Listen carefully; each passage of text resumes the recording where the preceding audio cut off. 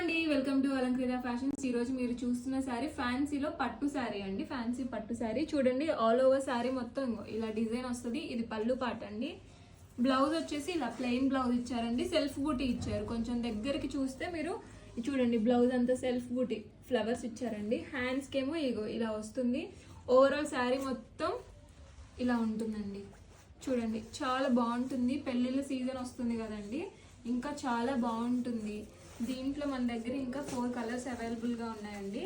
చూడండి, ఈ కలర్ ఒకటి.